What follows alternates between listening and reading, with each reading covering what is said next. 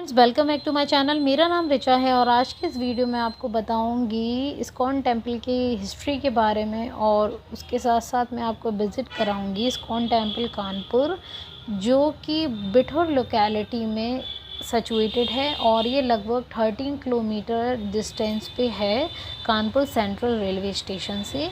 तो आप यहाँ पे आ सकते हैं और इस टेंपल को विज़िट कर सकते हैं। ये काफ़ी बड़ा है साइज़ में। ये इस्कॉन टेंपल का सबसे सेकंड लार्जेस्ट इस्कॉन टेंपल है, बहुत ज़्यादा बड़ा है। तो दोस्तों, मैं आपको बता दूं कि जो फर्स्ट इस्कॉन टेंपल है जिसका इस्टेब्लिशमेंट लगभग 1966 में हुआ था, वो सबसे पहले न्यूयॉर्क सिटी में हुआ था, जो कि एसी भक्ति वेदांत स्वामी प्रभुपाद द्वारा किया गया था। तो दोस्तों, यहाँ पे हम मंदिर के अंदर एंटर कर गए थे और यहाँ पे जो पार्किंग एरिया है वहाँ पे हमने गाड़ी को अपने पार्क करने के लिए स्लिप कटवा ली थी और अब हम यहाँ पे अपनी स्कूटी को पार्क कर देंगे। उसके बाद मैं आपको मंदिर के अंदर ले जाऊँगी। तो यहाँ पे जो मंदिर में राइट हैंड साइड है वहाँ पे टैप्स लगे हुए हैं पैर हाथ धोने के लिए, और लेफ़्ट हैंड साइड में मंदिर के शू स्टैंड है जहाँ पे आप आ सकते हैं और अपने शू को सबमिट कर सकते हैं। जब आप अपने शू को सबमिट करते हैं तो यहाँ से आपको टोकन मिलता है, जिससे आप जब वापस आएंगे मंदिर से तो इजीली आप अपने जो शूज़ हैं उसको गेट कर सकते हैं। तो यहाँ पे कंटेनर रखा हुआ था जिसमें से खाली बैग निकालना था, उसमें अपने शूज़ रखने थे और शूज़ को उनको दे देना था ताकि वो उसको सबमिट कर लें। फिर वहाँ से वो आपको एक टोकन देते हैं, जैसा कि मैं आपको दिखा रही हूँ। ये टोकन मिल जाता है, इसको आपको संभाल के रखना चाहिए। जब आप लौट के आएंगे इसी टोकन से आपको आपके शूज़ वापस भी मिल जाएंगे। उसके बाद यहाँ पे टैब लगा हुआ था, यहाँ पे हमने अपने हाथ पैर धो लिए थे और आप जैसा कि देख सकते हैं। तो चलिए दोस्तों, आज मैं आपको बता दूँ कि जो इस्कॉन टेम्पल है उसका जो फुल फॉर्म तो मैंने आपको बता ही दिया था, उसके अलावा उससे जुड़ी एक रोचक कहानी मैं आपको बताऊँगी आज के इस वीडियो में।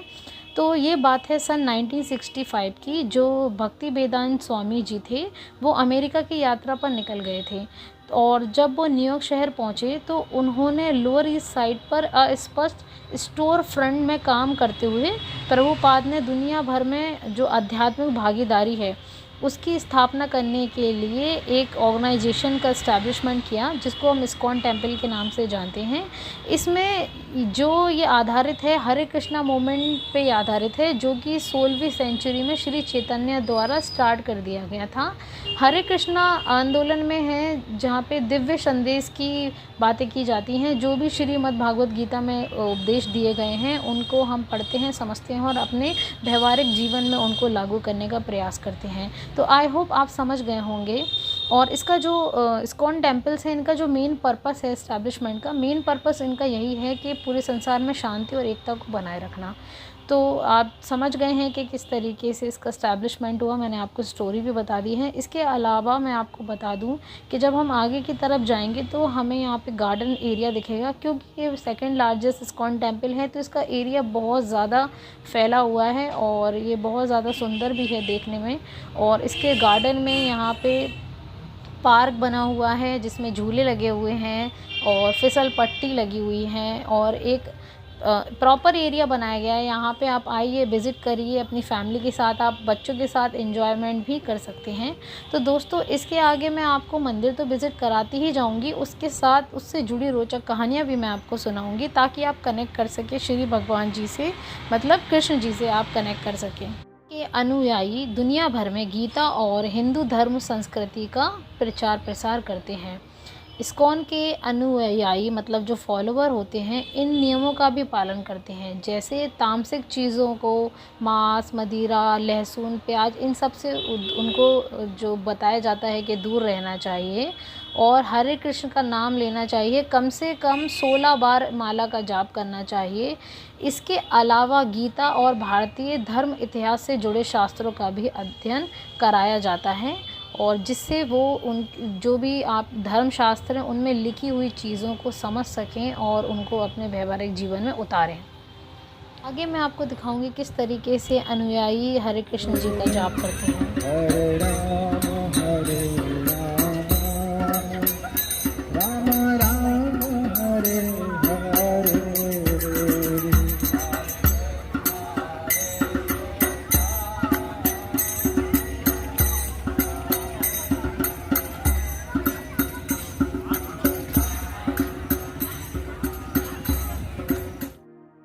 आपको मंदिर के एक ऐसे एरिया में ले जाऊंगी जहाँ पे गोवर्धन पर्वत की एक झांकी बनी हुई थी। उससे रिलेटेड स्टोरी ये है कि गोवर्धन पूजा के दिन भगवान श्री कृष्ण के लिए 56 भोग बनाए जाते हैं, क्योंकि 7 दिन तक भगवान श्री कृष्ण ने अपनी छोटी उंगली पर गोवर्धन पर्वत को उठा रखा था और 7 दिनों तक उन्होंने कुछ भी खाया पिया नहीं था। तो ऐसा माना जाता है कि माँ यशोदा उनके लिए एक दिन में 8 पहर खाना खिलाती थी, इसीलिए 8वें दिन मतलब 7 × 8 = 56 मतलब 56 भोग बनाए गए। तो आप समझ सकते हैं कि जो पंडित जी बताते हैं कि गोवर्धन पूजा हो या कोई भी भगवान जी की पूजा होती है उसमें 56 भोग क्यों बनाए जाते हैं, आप समझ चुके होंगे। तो दोस्तों, द्वापर युग में भगवान श्री कृष्ण ने बहुत लीलाएं की थी। भगवान इंद्र को अभिमान हो गया था, तो ये जानते हुए श्री कृष्ण जी ने एक और लीला रची। उन्होंने देखा कि ब्रजवासी तरह तरह के पकवान बना रहे हैं, तो उन्होंने अपनी माँ यशोदा से पूछा कि माँ, ये इतने तरह तरह के पकवान ब्रजवासी क्यों बना रहे हैं? तो माँ ने उत्तर दिया कि इंद्र जी वर्षा के देवता हैं, उनके पूजन से वर्षा होगी और खेत फसलें हरी भरी हो जाएंगी। तब कृष्ण ने कहा, वर्षा करना उनका धर्म है, ठीक है, और जो हमारी फसलें हरी भरी हैं, जो उपजाऊ हैं, वो गोवर्धन पर्वत की वजह से हैं। तो हमें इंद्र जी की पूजा नहीं करनी चाहिए, हमें गोवर्धन की पूजा करनी चाहिए। तो ये सारी बातें जो ब्रजवासी थे उनको समझ में आ गई, तो वो लोग इंद्र जी की जगह गोवर्धन पर्वत की पूजा करने लगे, जिससे इंद्र भगवान क्रोधित हो गए और क्रोध में आके उन्होंने मूसलाधार वर्षा करना शुरू कर दी। जब उन्होंने मूसलाधार वर्षा शुरू की तो गांव में क्या हुआ कि मिट्टी खराब होने लग गई, बाढ़ आ गई, जिससे ब्रजवासी यहाँ वहाँ भागने लगे। तो कृष्ण जी ने अपनी कानी उंगली पे गोवर्धन पर्वत को उठा लिया और उस पर्वत के नीचे जो गांव के लोग थे, जो उनके पशु थे, सब ने उसके अंदर शरण ली। तो लगभग 7 दिनों तक ये चलता रहा। इसके बाद इंद्र जी ने हार मान ली और उन्होंने अपना मस्तक टेक लिया और उनका अभिमान भी टूट गया। तो ये जो स्टोरी है, आई होप आपको समझ में आ गई होगी।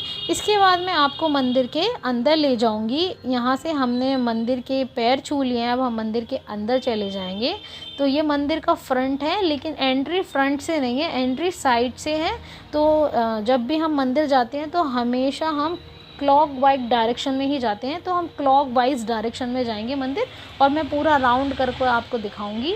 तो इस तरीके से यहाँ से छोटे छोटे आपको शॉप्स बनी दिखेंगी, मतलब काउंटर्स बने दिखते हैं, जहाँ पे आप भगवान का प्रसाद ले सकते हो। इधर पे प्रसाद मिलता है, आगे फलों का प्रसाद मिलता है। जो भी प्रसाद आप भगवान को चढ़ाना चाहते हैं वो यहाँ से आप ले सकते हैं और भगवान जी को चढ़ा सकते हैं। तो सबसे पहले मैं आपको अंदर के दर्शन कराऊंगी।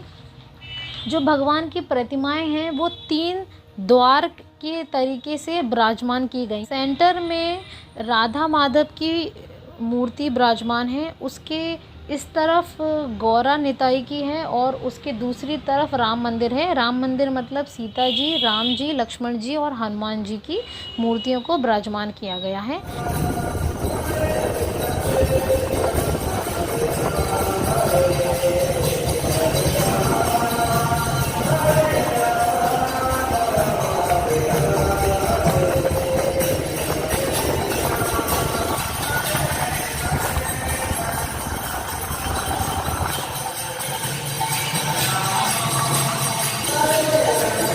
इसके बाद हम आ गए थे आगे की साइड। तो जैसा कि मैंने आपको बताया था कि हम क्लॉक वाइज आए थे, तो पूरा राउंड लेके, तो इस तरफ से जब हम एग्ज़िट कर रहे थे तो यहाँ पे बुक्स की शॉप है, जो कि भगवान से रिलेटेड सारी बुक्स मिलती हैं यहाँ पे। जो भी आपको इंटरेस्ट है, उस इंटरेस्ट से रिलेटेड अब यहाँ से बुक परचेज़ करिए और जाके पढ़िए। यहाँ पे भगवान की चीज़ों से रिलेटेड मालाएं मिलती हैं, रुद्राक्ष माला है, तुलसी माला है, डिफरेंट स्टोन्स की माला हैं और पुस्तक हैं, भगवान से रिलेटेड चीज़ें हैं, मूर्तियां हैं। जो भी आप ख़रीदना चाहते हैं आप यहाँ से ख़रीद सकते हैं।